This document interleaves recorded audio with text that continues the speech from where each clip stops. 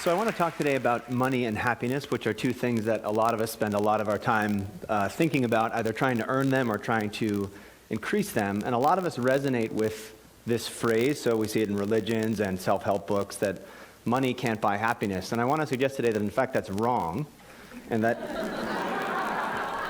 I'm at a business school, so that's what we do, so that's wrong. And in fact, if you think that, you're actually just not spending it right. So that instead of spending it the way you usually spend it, maybe if you spent it differently, that might work a little bit better. And before I tell you the ways that you can spend it that will make you happier, let's think about the ways we usually spend it that don't, in fact, make us happier. We had a little natural experiment. So CNN a little while ago wrote this interesting article on what happens to people when they win the lottery. It turns out people think when they win the lottery their lives are going to be amazing. This article is about how their lives get ruined. So what happens when people win the lottery is, number one, they spend all the money and go into debt. And number two, all of their friends and everyone they've ever met find them and bug them for money. And it ruins their social relationships, in fact. So they have more debt and worse friendships than they had before they won the lottery. What was interesting about the article was people started commenting on the article, readers of the thing. And instead of talking about how it had made them realize that money doesn't lead to happiness, everyone instantly started saying, you know what I would do if I won the lottery? And fantasizing about what they do. And here's just two of the ones that we saw that are just really interesting to think about. One person wrote in, when I win, I'm going to buy my own little mountain and have a little house on top.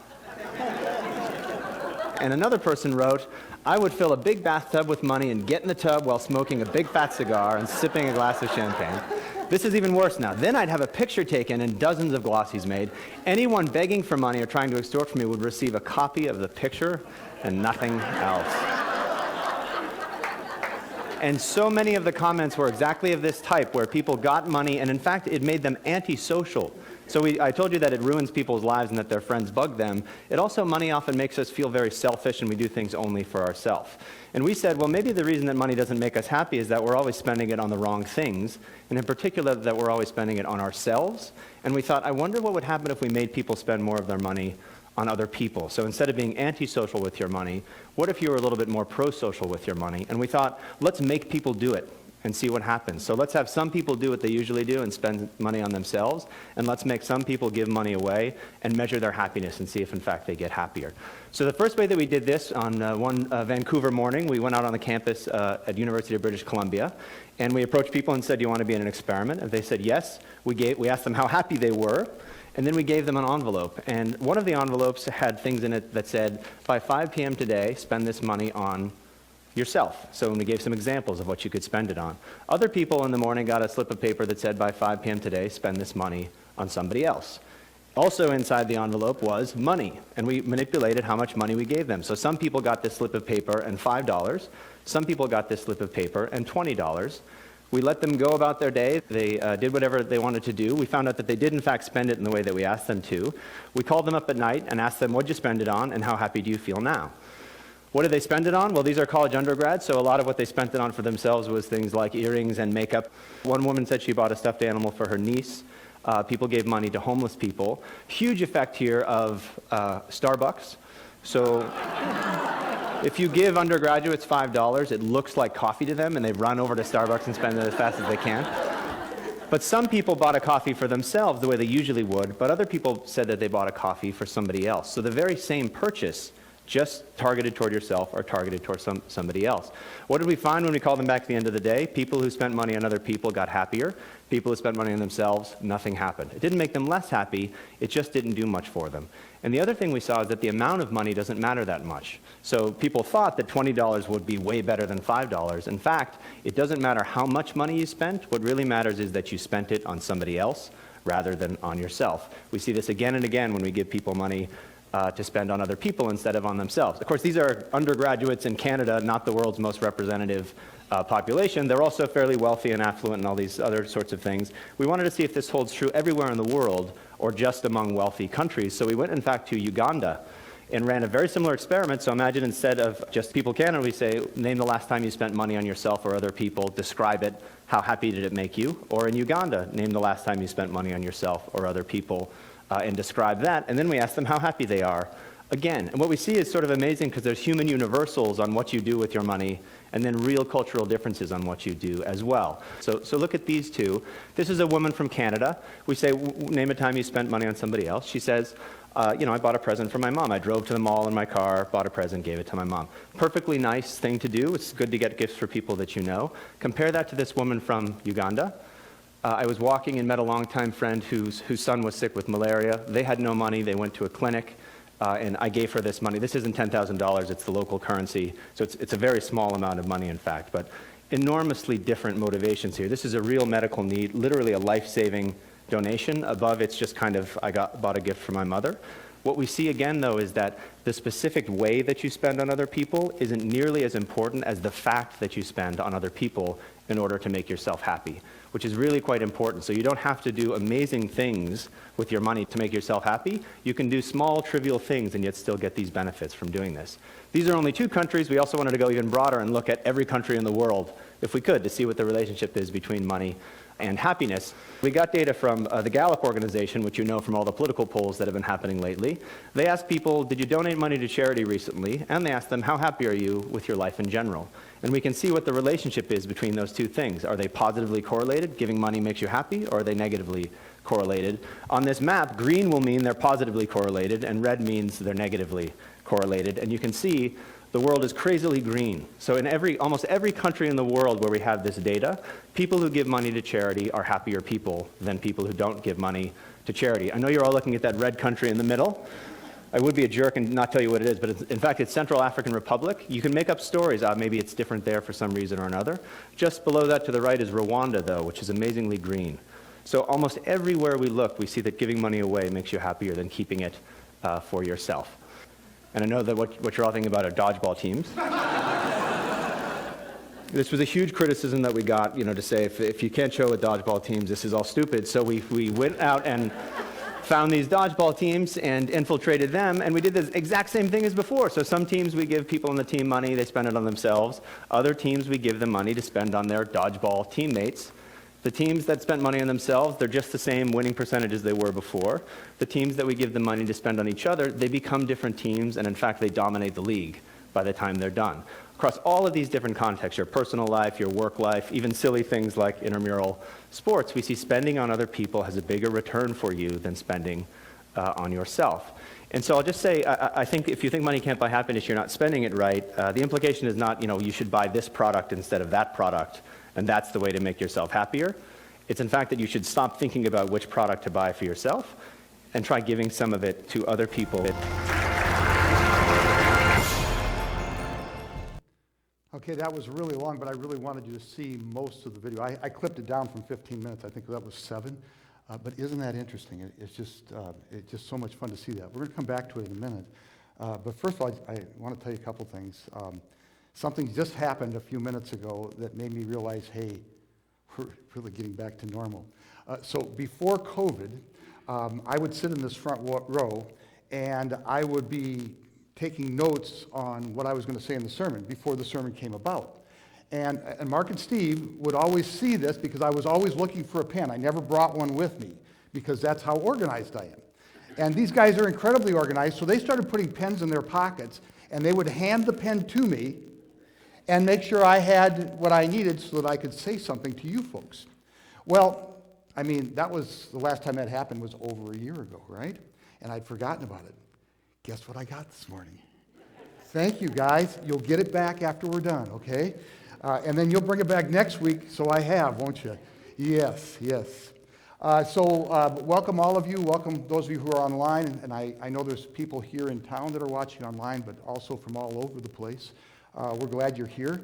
I will tell you that in north central Iowa, we have had an absolutely gorgeous weekend.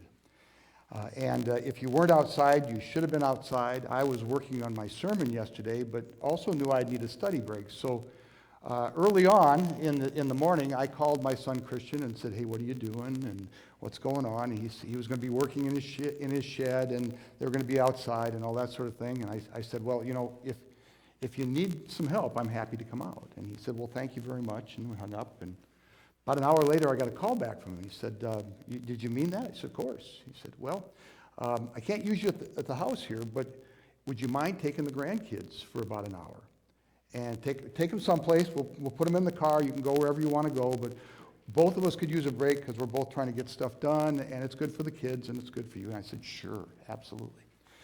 So I got them out. We went over to Call Park, which is closed, but we walked up the hill. I tell you what, if you ever want to wear kids out, that's the ticket. And so we walked up the hill, and we played on the playground equipment up there for quite a while. And by the way, Shelley, would you put up that first? So I have 3 grandchildren that live here in town. The one on the left, that's Sam. He's the youngest. He just turned 3 years old, and I want you to notice his boots. Obviously, he puts his own boots on. He's not pigeon-toed. And then the middle one is Greta. She's the oldest. And then the one on the right, that's Jack. And so we're playing together, and they're starting to sort of wear out from the playing. It doesn't take long. We were maybe there a half an hour, and I said, well, how about if we go back down to the car and we get some ice cream? And I got 3 very different responses. So Sam, who is, I said, is 3 years old, he's very much an in-the-moment kind of guy. And so he puts the stick up in my face, and he says, Papa, look at my walking stick. Okay?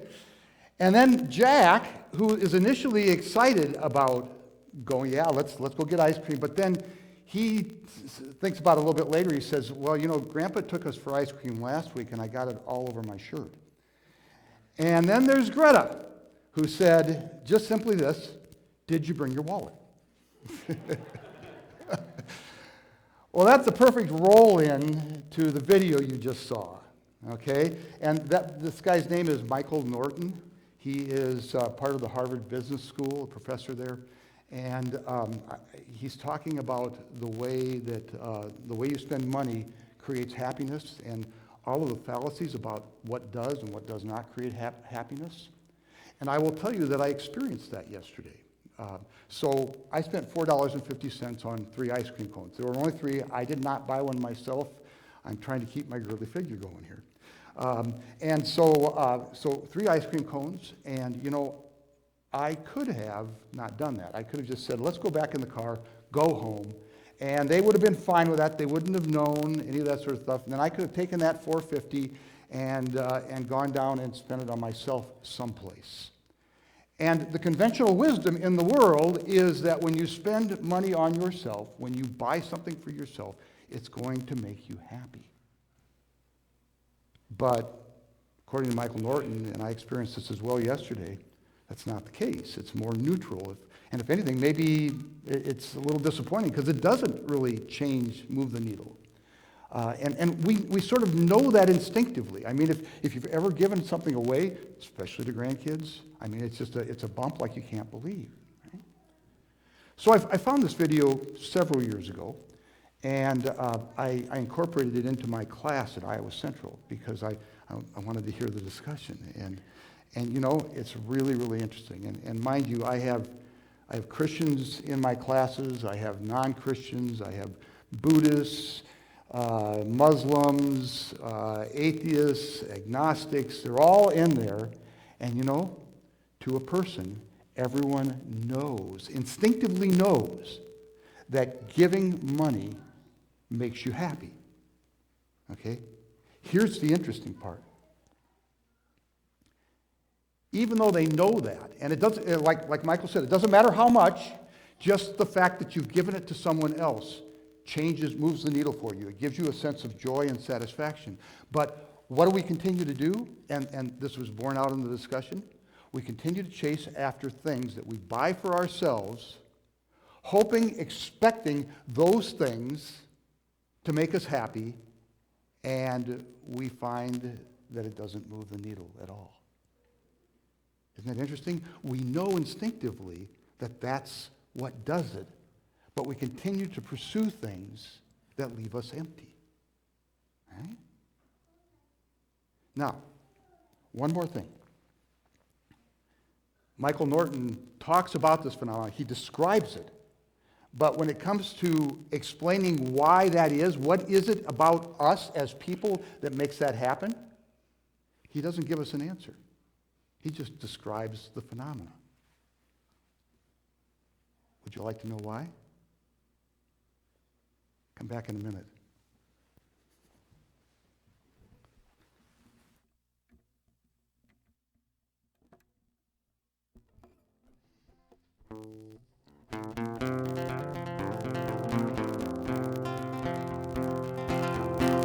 Some glad morning when this life is over, I'll fly away to a home on God's celestial shore.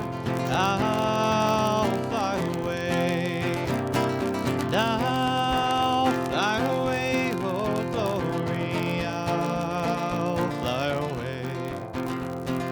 When I die, hallelujah, by and by, I'll fly away. Oh, thank you very much. Let's praise God for that. Thank you. And you know, it's also nice to hear you guys sing too. That's wonderful. It's been so long.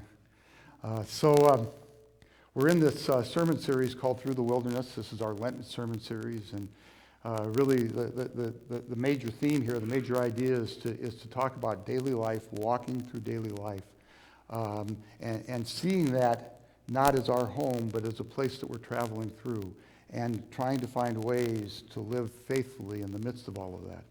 And of course, as we do, we're also looking at what Jesus does during this time period, and especially coming up here in the next week or so, in the last week of his life.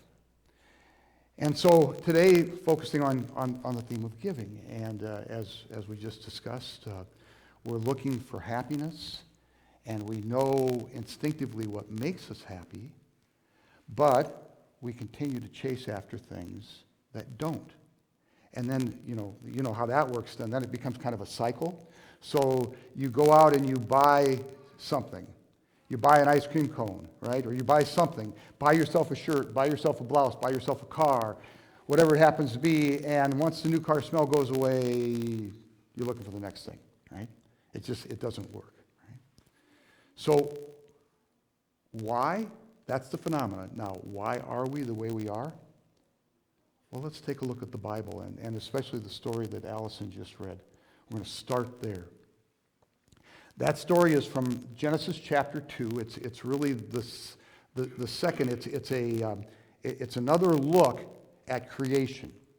Okay, the first look at creation is in Genesis Chapter 1, and that's, when we think about creation, that's the story we tend to know best. So in the beginning, God created the heavens and the earth was without form and void, and darkness was upon the face of the deep, and God said, let there be light. And there was light, and it was evening and morning, it was one day, and it's all good, right? And then he goes through 6 days of creation just like that. And then on the 6th day, humans are created. And then on the 7th day, God rests. You folks could do this story in your sleep, just like I could. But I want to take a look at Genesis 2, because that's sort of remember a few weeks ago I talked about how we're looking at the same pen, but the clasp is on the left for me, it's on the right for you, and you can't see it. That's the way this Genesis story is as well, Genesis chapter 2. It's another look at the same thing called creation. And I think it's a really interesting look. I would encourage you to not just hear it today, but go home and read it, because it's just so important. And by the way, check out those 50 Bible stories and read those as well, because they're so important. Keep reading, keep getting to know the Bible. So the reason this story is different is because it's more about the relationship that God has with Adam, with human beings. And so right away you notice that God forms Adam out of the dust of the ground. And then he goes and he plants a garden in a place where there is no water and the earth is dry. He plants the garden, he waters the garden, and then he puts Adam in the garden so that Adam can work it and till it. And then God notices that Adam's all alone. So he forms all the animals. He brings each animal to Adam. He says, what do you want to call this? And Adam says, cow. Well, it's cow now. What do you want to call this? Puppy. Now it's puppy. And he gets all of these animals, but there's still something missing. And so here comes Eve. All right? You see, in this story, creation, all of creation, is a gift to Adam, from God to Adam. Adam's life is a gift. His body is a gift, formed from the dust. The garden is a gift. The work that Adam is going to do in the garden, to till the garden, that's a gift from God. The animals are a gift. And finally, Eve is a gift to Adam. God is a giver. That's his heart. That's who he is and what he does. And he just lives for giving gifts. That's why he exists. It is who he is. Well, that sets the tone for the rest of the Bible, doesn't it? So let's fast forward a little bit to the New Testament, because, there's also God on earth, right? Jesus. And who Jesus is and what Jesus does. And he's an extension of the God that we meet in the 2nd chapter of Genesis, whose heart and soul and mind and everything is set on giving gifts. I'd like you to let's look together at Philippians Chapter 2. Shelley, would you please? And read this with me. Though Jesus was God, read it with me. Though Jesus was God, he did not think of equality with God as something to cling to. Instead, he gave up his divine privileges. Keep going, Shelley. Took the humble position of a slave and was born as a human being. When he appeared in human form, he humbled himself in obedience to God and died a criminal's death on a cross. Okay, so the God of all creation, this God who has this heart of giving, sheds being God. He just gets rid of it all. He comes to earth as a human being to live a human life and to die a human death. And he does this as a gift to you and me so that we can have eternal life. That's the story of Lent, and that's the story of Holy Week in a nutshell. Okay? Jesus didn't just rise. Jesus first came to earth and died to save you from your sins. And it is a free gift. There's nothing you can do to earn it. There's no way that you can have it or obtain it on your own. It's just God giving you, radically giving you, selflessly giving you, and extravagantly giving you himself. All right? That's who God is. Now, let's circle back to the first story, because there's one little detail that I did not mention. Didn't forget it. I just didn't mention it because here it comes.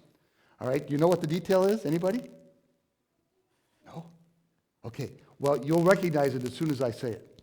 So God forms Adam in the dust, and then he breathes in Adam. This is the detail. Breathes in Adam. You know what he says? The breath of life. Okay? In Hebrew, that word is ruah. In Greek, that word is pneuma. And both of them could be breath. Both those words is either breath or wind or spirit. So we have the Spirit of God inside of us. It's breathed into us. Who God is, what God does, has been imprinted into us. We are hardwired givers by our very nature, because we are created imago Dei. There's another, that's a Latin word. So I've thrown Hebrew, Greek, and now Latin. Imago Dei, image of God. We are made in the image of God. And what is that image? All you got to do is look at Genesis chapter 2. What is that image? All you got to do is look at Philippians chapter 2. What is that image? All you have to do is recount the story of Holy Week. That image that is placed inside of us is an image of giving. That's what we're created to be. That's what we're created for. And frankly, that's why when you go out and buy that new car and the thrill only lasts as long as the new car smell stays in there, and now you're off to the next thing, that's why it doesn't work. It doesn't work because that's not who we are at our base.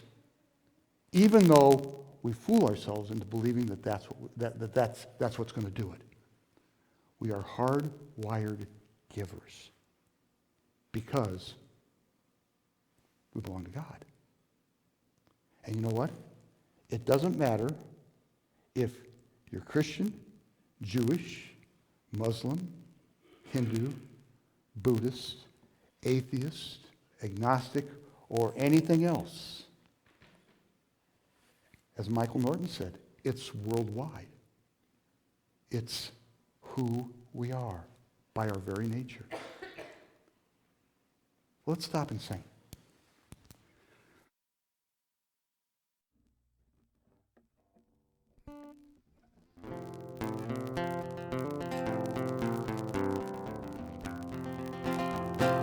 When the shadows of this life have gone, I'll fly away. Like a bird from prison bars have flown, I'll fly away. I'll fly away, oh glory, I'll fly away. When I die, hallelujah, by and by, I'll fly away. So, my New Testament professor at Luther Seminary, and he's still alive, I think. I think he's well into his 90s, a guy by the name of Roy Harrisville.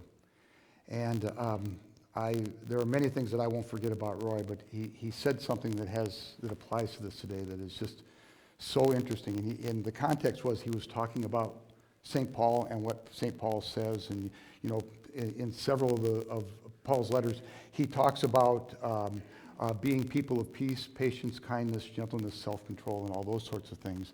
And those, if you look at them just sort of at face value, those look like they're demands. Like you have to do that. But and if you don't do that, you're going to go to hell in a handbasket or something like that. But Roy says, no, that's not what it is.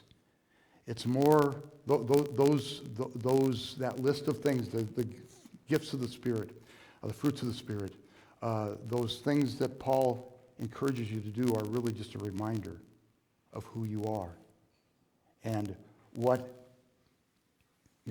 base existence, what you are as a human being, imprinted with the image of God, and as such, you are hardwired givers. And so what Roy would often say in class, he would say, you're a fish, so swim. Okay? And you can see what he means by that. You're a fish. Don't try to get up and walk on your two legs. Don't try to do something that is not in your nature and expect that to change or move the needle for yourself. You're a fish. Swim. Be who you are. And that's what we're doing here today, isn't it? We come here to this place to remind ourselves of who we are. And the reminders are all over the place. In a few minutes, we're going to say those ancient words that you all know so well. This is my body given for you. This is my blood shed for you. Eat and drink. Do this in remembrance of me. What are those things? The gifts of a selfless God who puts the pedal to the metal and sinks everything that he is into you. You're going to walk away from this place, and you will have that gift as your own, free gift. And now, once you do, you're a fish, so swim. Stop chasing after things that promise happiness but can't possibly deliver. So let's go back to my ice cream cone. $1.50 for an ice cream cone, right? $4.50 for 3. All right? Take that $1.50 this morning, head on down to McDonald's, go grab yourself an ice cream cone, and it's for you. And you're going to eat the ice cream cone, and it's going to be delicious. And, once on the lips, forever on the hips. It's down and it's gone. You might spread out a little bit, but by the end of the day, you're probably not even going to remember that you did that. Take that same $1.50, just as an example, toss it in that green bucket. And it's going to RIP Medical, okay? Now, I'm not saying you have to do this. I'm not demanding that you do. I'm just saying you're a fish. Swim. Try it. And what's going to happen, I can promise you what's going to happen is this, because when we first did this, I put some money in through the website, and it doesn't matter how much, but just to test the website to make sure it worked. And it did work. And I've been thinking about that gift ever since. I did that before Lent, right when we got started. Throw that $1.50 in there. It's going to relieve somebody of $150 of medical bills that they can't pay because of their circumstances. You don't know who this person is. You don't know who these people are. You don't know anything about them. But what you do know is that you've given a gift to someone else. And so let me ask you this. Take the $1.50, go down and get yourself an ice cream cone. Put the $1.50 in the bucket. Ask yourself, which one is going to move the needle for you? What do you think? See, and this isn't about, anything. It isn't about being happy. It is about being happy, but it's more than that. It's being who we are. And when we are who we are, happiness follows. And so I want to encourage you, like Roy does. You're a fish, so swim. And as you do, you will discover abundant life, full life. The kind of abundance and fullness that you so desire from the things of this world, but those things can't give you. Be a fish. Swim. Receive the gifts of an extravagantly generous God. And go your way sharing your gifts with others. Amen.